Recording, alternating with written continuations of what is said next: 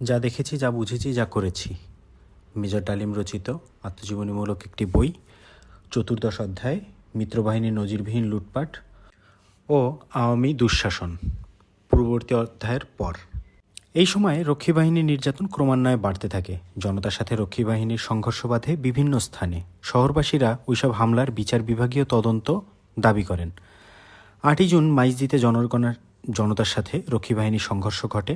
9ই June ওই হামলা ও রক্ষী বাহিনীর নির্যাতনের প্রতিবাদে হরতাল পালিত হয়। এর পিছনে কোনো রাজনৈতিক উস্কানি ছিল না। ওই দিনই স্বরাষ্ট্রমন্ত্রী ঘটনার তদন্ত করার জন্য মাইজদি যেতে বাধ্য হন। তারপর 10ই জুন 1973 স্বরাষ্ট্রমন্ত্রী আব্দুল মালিক উকিল ঘোষণা করেন, মাইজদির ঘটনার জন্য দোষী ব্যক্তিদের বিরুদ্ধে কঠোর ব্যবস্থা নেওয়া হবে। কী ব্যবস্থা নেওয়া হয়েছিল সেই খবর কোথাও ছাপা হয়নি। আজ অবধি জানতে পারিনি এদেশের নির্যাতিত জনগণ সেখানে কী ঘটেছিল। 10ই জুন বাইতুল মোকাররমে অনুষ্ঠিত কমিউনিস্ট পার্টির এক সভায় দলীয় প্রধান জনাব মনি সিং উচ্চকণ্ঠে বলেন, মার্কিন সাম্রাজ্যবাদ, মাওবাদী চীনের নেতৃত্ব এবং তাদের দেশীয় সহযোগী ভাসানী ন্যাপ, উগ্রপন্থী জাসদ, মুসলিম লীগ ও জামায়াতপন্থীরা বাংলাদেশের স্বাধীনতার বিরুদ্ধে চক্রান্ত করছে। এরপর 1973 সালের 19শে জুন ঢাকার প্রশাসন কর্তৃপক্ষ এক ঘোষণায় নির্দেশ জারি করেন, শহরে বিনা অনুমতিতে মাইক ব্যবহার করা যাবে না। মাইক ব্যবহারের উপরে এই নিষেধাজ্ঞা ছিল সুস্পষ্টভাবে বিরোধী দলের জনসভার উপর। মুজাফফর ন্যাপ বা সিপিবি এর কোনো প্রতিবাদ করেনি, বরং 24শে জুন মুজাফফর ন্যাপের সভায় অধ্যাপক মোজাফফর আহমেদ বলেন, তার দল বাস্তব অবস্থাতে নিজেদের দায়িত্ব এড়িয়ে সস্তা জনপ্রিয়তা অর্জনের রাজনীতিতে বিশ্বাস করে না। ওই জনসভাতেও তিনি মুসলিম জননেতা মাওলানা ভাসানীকে সাম্রাজ্যবাদের চর বলে অভিহিত করেন। ইতিমধ্যেই মজুতদারি, চোরাচালানি, দুর্নীতিতে ছেয়ে যায় দেশ। রক্ষী বাহিনীর হামলা ও হত্যা বাড়তে থাকে। 1973 সালের 27শে জুন পরিকল্পনা মিশনের হিসাব অনুসারে দেখা যায় যে 72 সালের তুলনায় দ্রব্যমূল্যের দাম 400 গুণ বেড়েছে। এই সময় 29শে জুন চট্টগ্রামে ঘটে এক চমকপ্রদ ঘটনা। চট্টগ্রামে ইস্টার্ন রিফাইনারির বাসের উপর রক্ষী বাহিনীর গুলিবর্ষণে নিহত হয় একজন কর্মচারী, গুরুতর আহত হয় 2 জন শ্রমিক। ইস্টার্ন রিফাইনারির একটি বাস কর্মচারীদের রিফাইনারিতে নিয়ে যাওয়ার পথে রক্ষী বাহিনীর একটি ট্রাককে ওভারটেক করে। এই কারণে রক্ষী বাহিনীর ক্রুদ্ধ সদস্যরা একটি রেল ক্রসিংয়ের মুখে ওই গাড়ি ঘেরাও করে এলোপাথারি গুলিবর্ষণ করে। এমনই সামান্য ছুতোতেই রক্ষী বাহিনী নির্বিচারে হত্যা করতে থাকে স্বাধীন এই দেশের সাধারণ মানুষকে। এই সময় দৈনিক বাংলার সহকারী সম্পাদক নির্মল সেন অনিকেত মার্চের নির্বাচনের কয়দিন পরে লিখেছেন, আমি স্বাভাবিক মৃত্যুর গ্যারান্টি চাই শীর্ষক একটি উপসম্পাদকীয় নিবন্ধ লেখায় তিনি এক সপ্তাহের একটি ঠিকুজি তুলে ধরেন 13টি হত্যাকাণ্ডের। এই সম্পর্কে তিনি লিখেছিলেন যে এই খবর সব খবর নয়, সব খবর সংবাদপত্রে পৌঁছে না, সব খবর পৌঁছে না থানায়, দূর দূরান্ত থেকে কে দেয় কার খবর, আর দিতে গেলে জীবনের যে ঝুঁকি আছে সেই ঝুঁকি নিতেই বা চায় কয়জন ব্যক্তি। এই নির্বিচার হত্যাকাণ্ডের প্রতিবাদ করে নির্মল সেন জানতে চেয়েছিলেন, 1972 সাল হতে আজ পর্যন্ত অনুষ্ঠিত কয়টি হত্যাকাণ্ডের কিনারা হয়েছে? 2. কয়জন হত্যাকারী গ্রেফতার হয়েছে? 3. কয়টি গাড়ি হাইজ্যাক হয়েছে? সেই হাইজ্যাকার কারা? কী তাদের পরিচয়? কী তাদের ঠিকানা? 4. কারা গ্রেফতার হয়েছে? 5. পুলিশ বাহিনীর পক্ষ থেকে প্রায়ই অভিযোগ করা হয়, অভিযুক্তদের ধরা হলে ফোন আসে তাদেরকে মুক্তি দেওয়ার জন্য। এই অভিযোগ কতটুকু সত্যি? এই ফোন কারা করে থাকেন? তিনি বলেন, খুঁজে দেখতে হবে এই হত্যাকারীরা কাদের প্রশ্রয়ে বেড়ে উঠছে, নইলে দিনের পর দিন হত্যা রাহাজানির খবর বের হয় অথচ একটি অপরাধীরও শাস্তি হয় না। এই ঘটনার পুনরাবৃত্তি ঘটছে কি করে? এই প্রশ্ন শুধু নির্মল সেনেরই ছিল না, এই প্রশ্ন ছিল দেশের জনগণেরও। আওয়ামী লীগ সরকার এই প্রশ্নগুলোর কোনো জবাব দিতে পারেনি। চট্টগ্রামের রিফাইনারির কর্মচারীর উপর গুলিবর্ষণের অকারণ হত্যার জন্য রক্ষী বাহিনীর কেউ সাজা পায়নি। উপরন্তু 1973 সালের 27শে জুলাই প্রেসিডেন্টের অগণতান্ত্রিক 50 নম্বর ধারা অনুযায়ী রক্ষী বাহিনীকে দেয়া হলো নতুন ক্ষমতা। তাতে জাতীয় রক্ষী বাহিনীর ডেপুটি লিডার ও তার উপরস্থ সকল অফিসারকে গ্রেফতারি পরোয়ানা ছাড়া অপরাধ করেছে সন্দেহে যে কোনো ব্যক্তিকে গ্রেফতার ও তল্লাশির ক্ষমতা দেয়া হয়। 20শে জুলাই ভাসানী ন্যাপের ডাক্তার আলিম আল রাজি প্রেসিডেন্টের 50 নম্বর আদেশের বাতিলের দাবি করেন। তিনি বলেন, ওই ধারার যথেচ্ছা প্রয়োগ করে বিরোধীদের বিনা বিচারে অনির্দিষ্টকাল ধরে আটকে রাখা হয়েছে।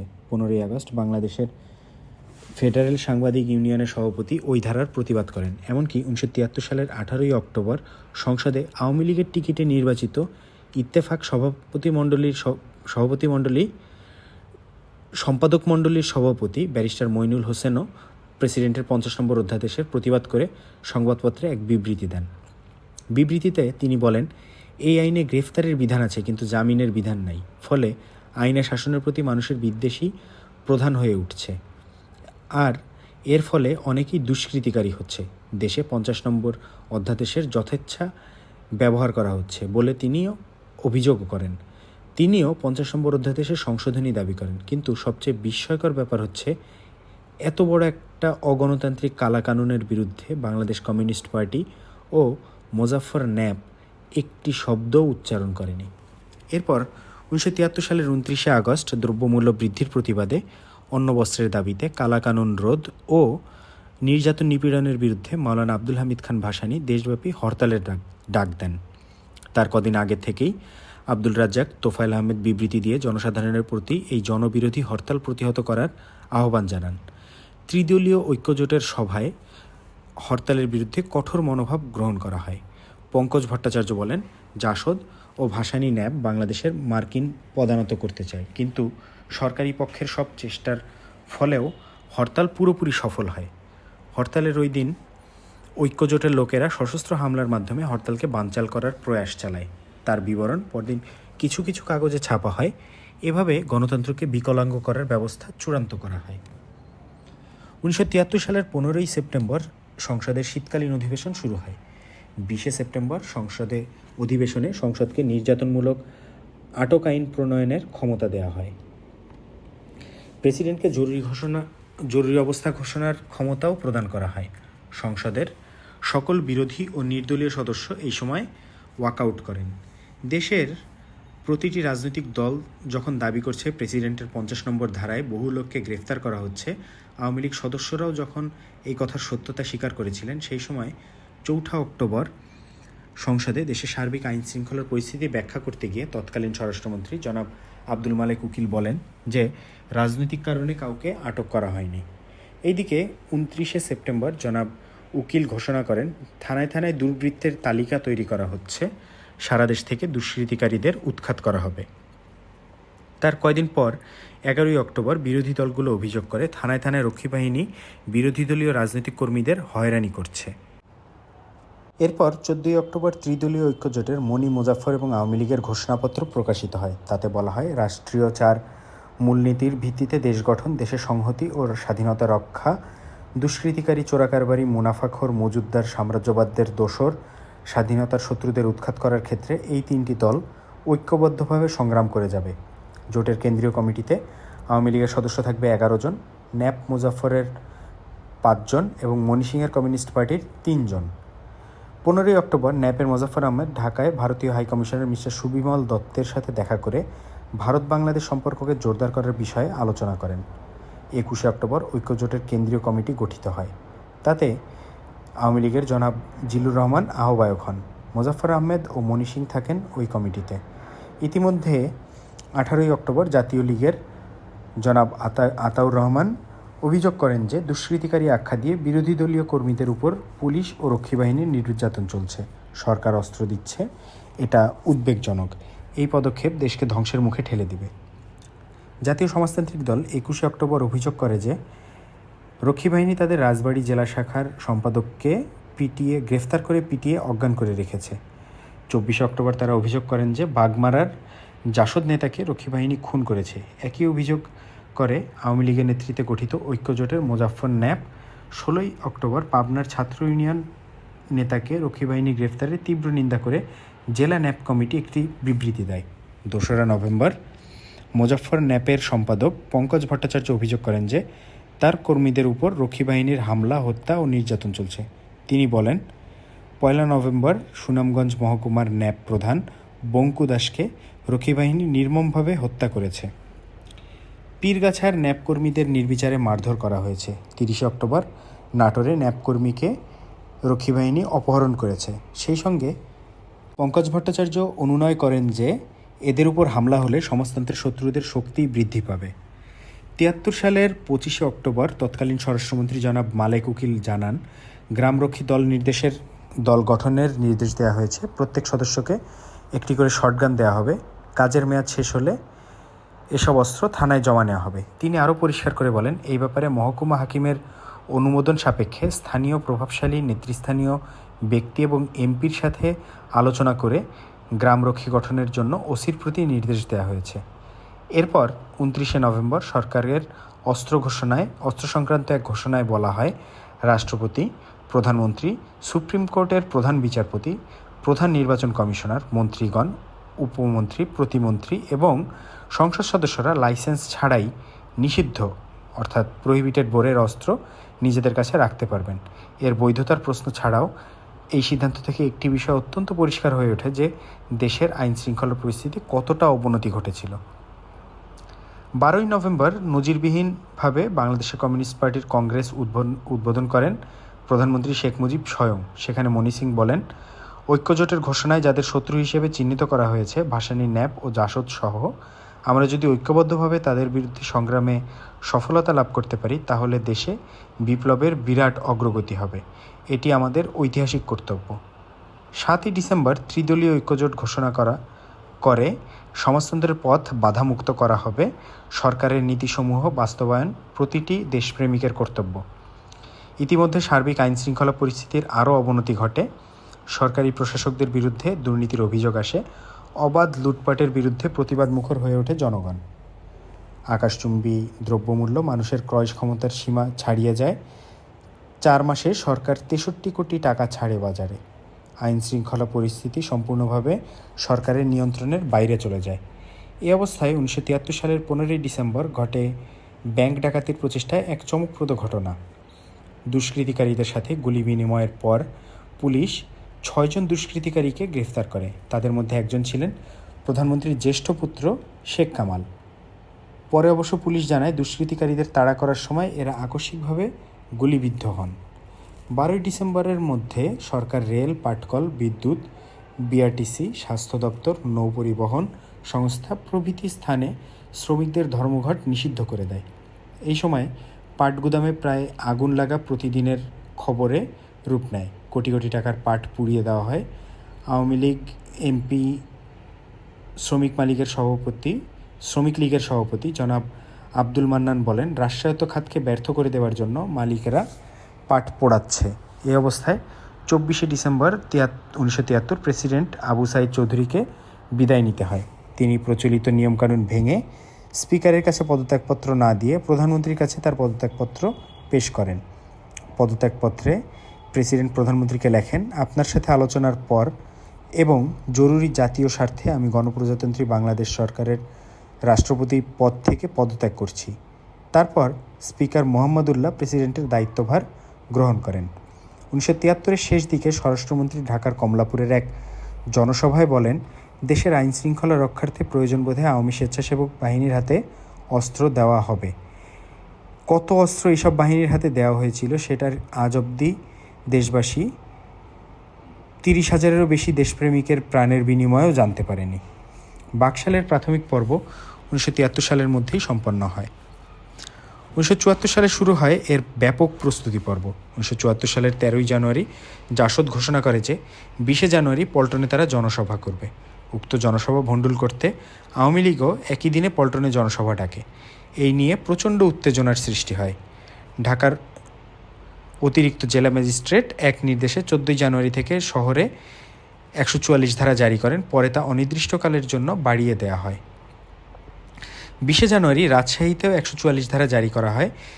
14ই জানুয়ারি জাসদ এই 144 ধারা জারির তীব্র প্রতিবাদ করে এবং এই ধারা প্রত্যাহারের দাবি জানায়।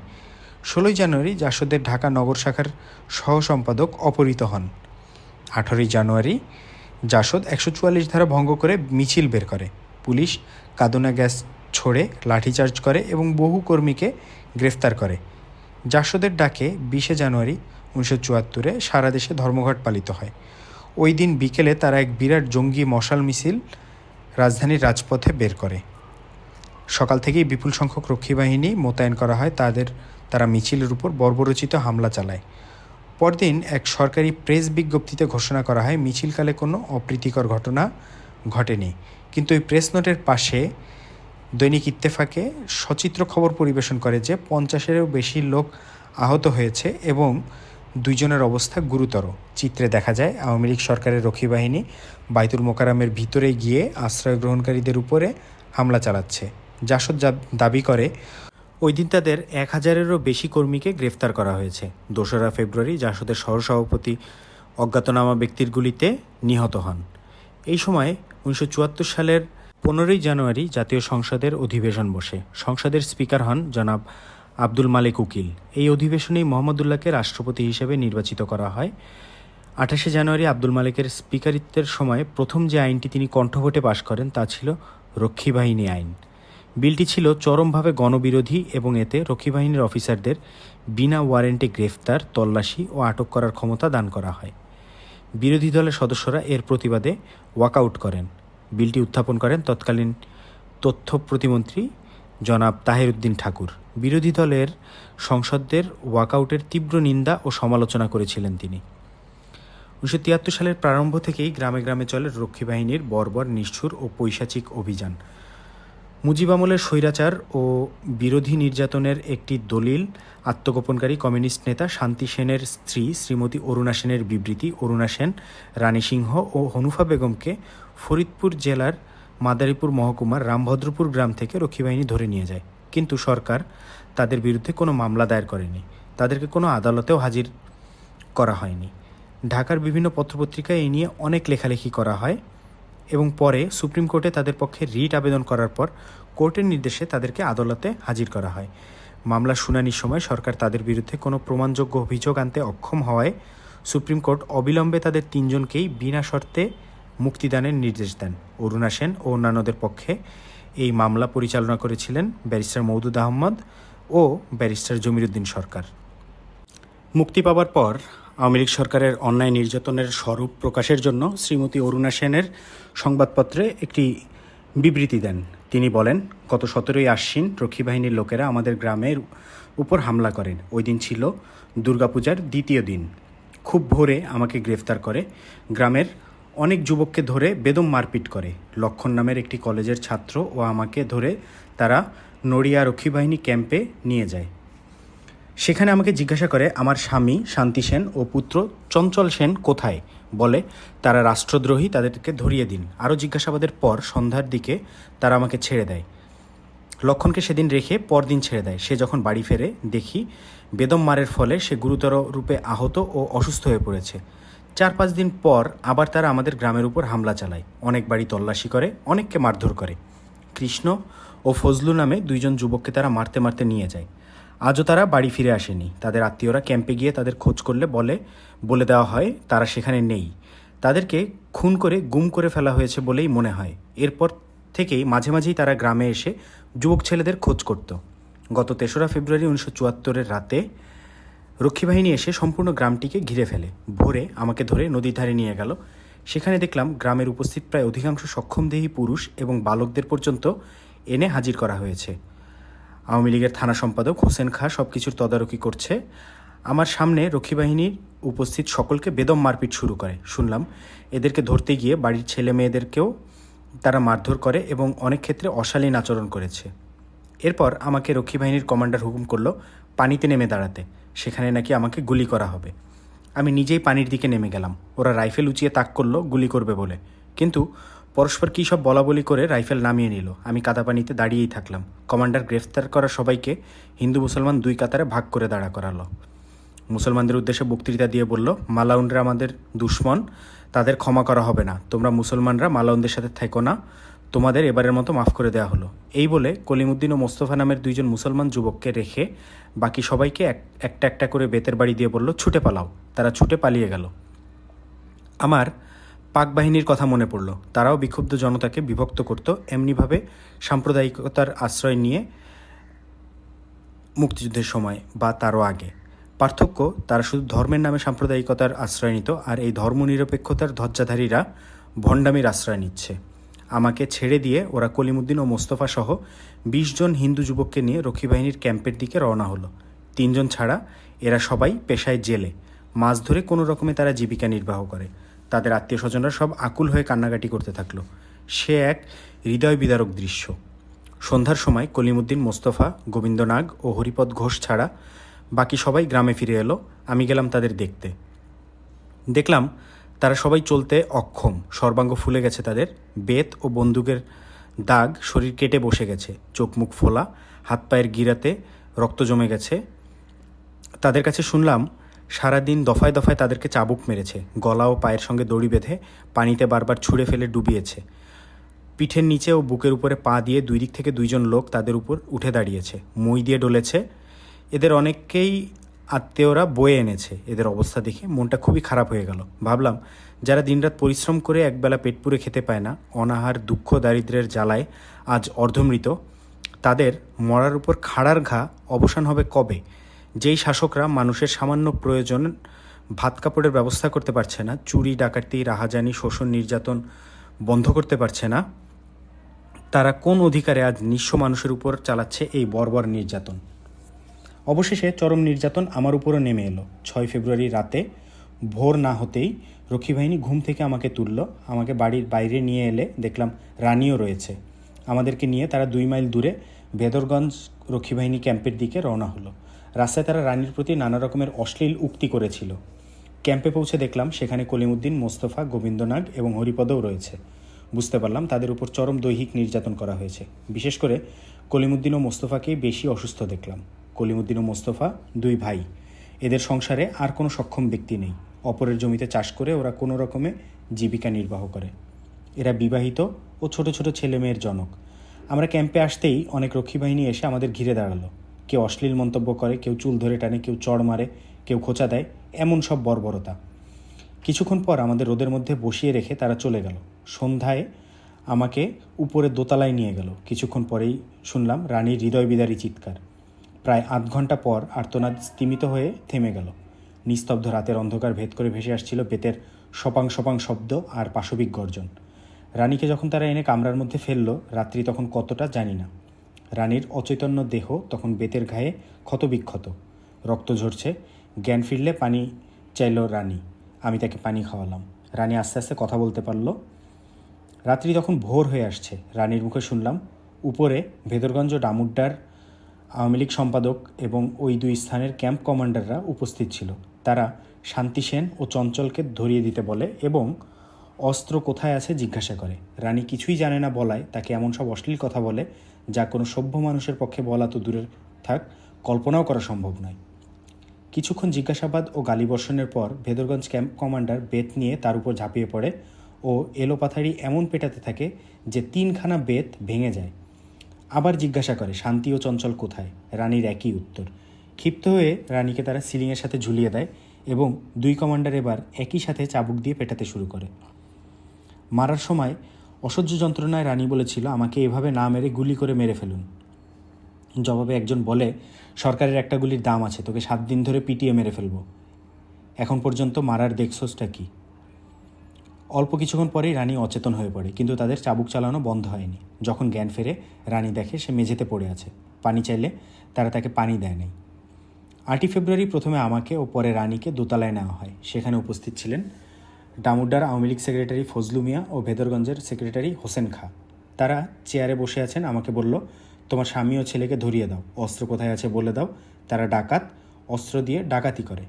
আমি বললাম, তারা ডাকাত নয়, তারা সৎ দেশপ্রেমিক। আমার স্বামী রাজনীতি করেন না, এই কথা কে না জানে। দেশের সাধারণ লোকের অতি প্রিয় ও শ্রদ্ধেয় তিনি। রানীকে তারা একই প্রশ্ন করেন। রানী কিছুই জানে না বলায় তারা ক্ষিপ্ত হয়ে ওঠে। ডামুড্ডা ক্যাম্পের কমান্ডার করম আলী এবং ভেদরগঞ্জ ক্যাম্প কমান্ডার ফজলুর রহমান আমাদের অশ্লীল গালাগাল দিতে শুরু করে এবং আমাকে ও রানীকে একসাথে ঝুলিয়ে দিয়ে রানীর বস্ত্র খুলে নেয়। তারপর আমাদের 2 জনকে 2 দিক থেকে চাবুক মারতে থাকে। আমরা জ্ঞান হারিয়ে ফেলি। জ্ঞান হলে দেখি 2 জনেই মেঝেতে পড়ে আছি। রানীর সর্বাঙ্গ দিয়ে রক্ত ঝরছে। আমার গায়ে কাপড় থাকায় অপেক্ষাকৃত কম আহত হয়েছি। তবুও এই রুগ্ন বৃদ্ধ দেহে এই আঘাতই মর্মান্তিক। সর্বাঙ্গ ব্যথায় জর্জরিত, তৃষ্ণায় বুক শুকিয়ে যাচ্ছে, নড়বার ক্ষমতা নেই। ওরা আমাদের দিকে তাকিয়ে নারকীয় হাসি হাসছে। এদের হুকুমে 2 জন সিপাহী আমাদের টেনে তুলল। আমি অতি কষ্টে দাঁড়াতে পারলাম, রানী পারল না। দুইজন রক্ষী তার দুই বগলের নিচে হাত দিয়ে তাকে টেনে তুলল ও তার গায়ে কাপড় জড়িয়ে দিল। তারপর টানতে টানতে নিচে নামিয়ে নিয়ে এলো। কমান্ডার পেছন থেকে নির্দেশ দেয়, ওকে ভালো করে হাঁটা, নয়তো মরে যাবে। সকালে কমান্ডার কজন রক্ষীসহ রানীকে নিয়ে গ্রামের দিকে রওনা হলো। বলল, বাঁচবি তো না, চল তোকে মাকে দেখিয়ে আনি, তোর মাকে দেখিয়ে আনি। রানীর সর্বাঙ্গ ফুলে কালো হয়ে গিয়েছে, পা ফেলবার ক্ষমতা নেই। সেই অবস্থায় তাকে হ্যাঁচড়াতে হ্যাঁচড়াতে 2 মাইল পথ টেনে নিয়ে যাওয়া হলো। রানীর মা রানীকে দেখিয়ে অজ্ঞান হয়ে যান। কমান্ডার রানীকে তার মার মাথায় পানি দিতে বলে। রানীর মার জ্ঞান এলে রানীর চেহারা এমন কেন জিজ্ঞেস করায়। কমান্ডার বলে, পুকুর ঘাটে বসে পড়ে গিয়ে আঘাত পেয়েছে। রানীকে ছেড়ে দেওয়ার অনুরোধ জানালে কমান্ডার বলে, খাসি খাওয়ালে ফিরিয়ে দিয়ে যাব। এরপর আবার 2 মাইল রাস্তা হ্যাঁচড়াতে হ্যাঁচড়াতে তাকে ক্যাম্পে ফিরিয়ে আনা হলো। ওই দিন ছিল 9 ফেব্রুয়ারি 1974। হনুফাকেও তারা ধরে নিয়ে এলো ওই দিন। করিম নামে আরেকটি কৃষক যুবককেও ওরা ধরে নিয়ে এসেছে দেখলাম রামভদ্রপুর থেকে। তাকে এত মারা হয়েছে যে তার অবস্থা অত্যন্ত সঙ্গীন। নড়িয়া থানার পণ্ডিতসার থেকেও একজন স্কুল শিক্ষক ও 2জন যুবককে এনেছে দেখলাম। বিপ্লব নামের একটি ছেলে নাকি মারের চোটে পথেই মারা যায়।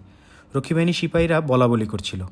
একজন জল্লাদ গর্জন করে বলছিল, দেখ এখনও হাতে রক্ত লেগে আছে। শুনেছি মতি নামের আরেকটি যুবককেও তারা পিটিয়ে মেরেছে। আর আমাদের ধরে আনার 2 দিন আগে কৃষি ব্যাংকের পিয়ন আলতাফকে পিটাবার পর হাত পা ভেঙে দোতলার ছাদ থেকে ফেলে মেরে ফেলেছে।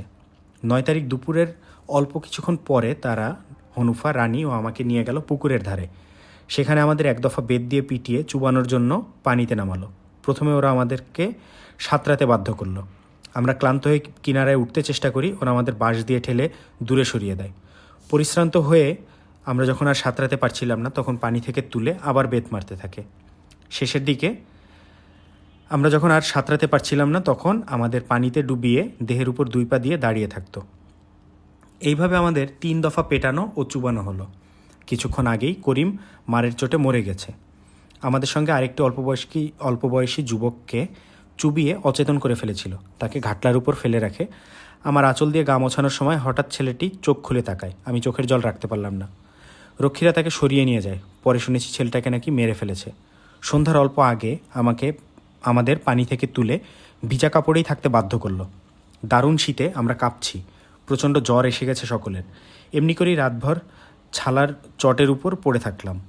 পরদিন রাতে রানীকে আবার নিয়ে গেল দোতলায়। সেখানে আবার তাকে ঝুলিয়ে বেত মারল। 11 তারিখে আবার রানীর ওপর চলল অত্যাচার। রানী জ্ঞান হারালো। রক্ষী সিপাহীদের বলাবলি করতে শুনলাম রানী মরে গেছে। রানীর কাছে শুনলাম যখন তার জ্ঞান হলো তখন সে দেখে তার পাশে ডাক্তার বসা। রানী জিজ্ঞেস করে, আপনি কে, আমি কোথায়? ডাক্তার জবাব দেয়, আমি ডাক্তার, তুমি কথা বলো না। কিছুক্ষণ পর ডাক্তার চলে গেলে রানীকে তারা ধরাধরি করে নিচে আমাদের কাছে নিয়ে এলো। একজন সিপাহী রানী ও হনুফাকে বলল, তোরা তো মরেই যাবি, তার আগে আমরা প্রতি রাতে 5 জন করে তোদের ভোগ করব। তারা অবশ্য ভোগ শব্দটি বলে নাই, বলেছিল অতি অশ্লীল কথা।